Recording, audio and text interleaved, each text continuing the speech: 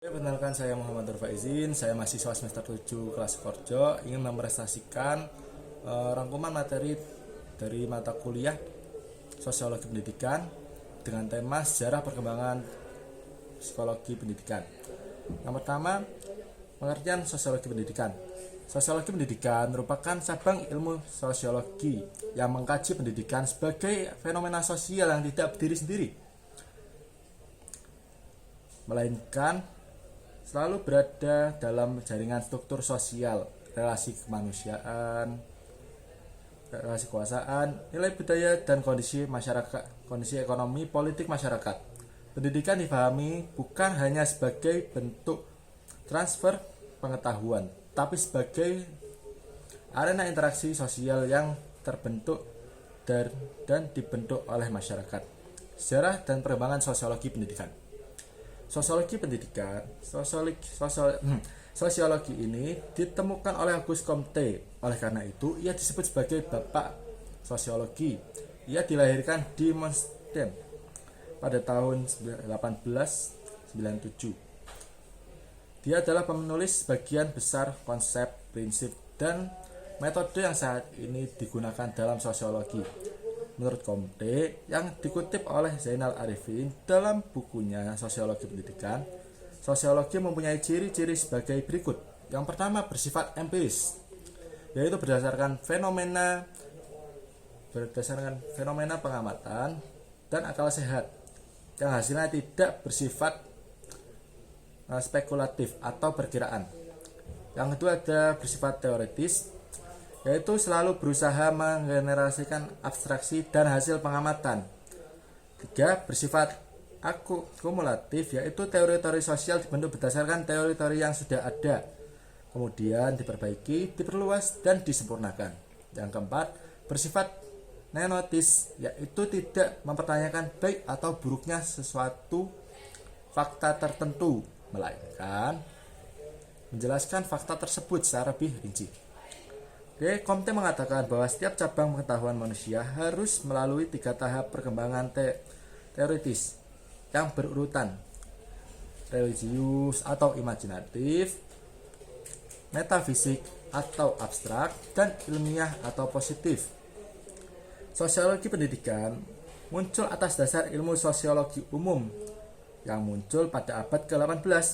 Sejak abad ke-19, ilmu sosiologi mulai terpisah dari ilmu filsafat dan menonjol secara mandiri. Istilah sosiologi pertama kali digunakan oleh Auguste Comte pada tahun 1798 sampai dengan 1857 dalam bukunya Le Cours de Philosophie Positive. Pada mulanya, sosiologi ini termasuk dalam ilmu filsafat yang dianggap sebagai satu-satunya pengetahuan umum. Namun, ketika muncul persoalan masyarakat dari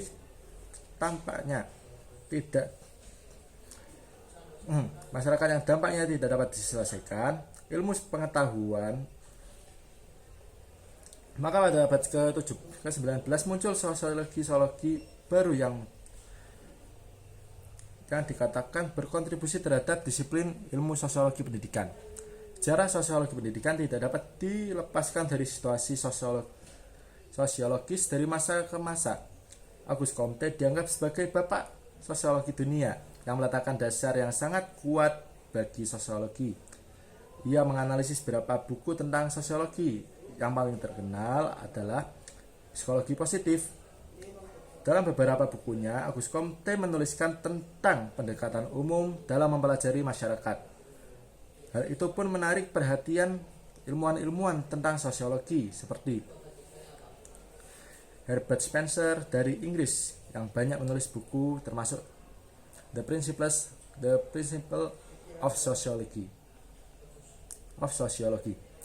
Pada tahun 1887, perguruan tinggi pertama dibuka di Amerika Serikat. Kemudian pada tahun 1910, Henry Suzzalo memberikan kuliah tentang sosiologi pendidikan di Teacher College, Columbia University. 4 tahun kemudian, tepatnya pada tahun 1914, mata kuliah sosiologi pendidikan disajikan di perguruan tinggi, di 16 perguruan tinggi. Perkembangan sosiologi semakin pesat hingga pada tahun 1916 didirikan Departemen Sosiologi Pendidikan di Universitas New York dan Columbia.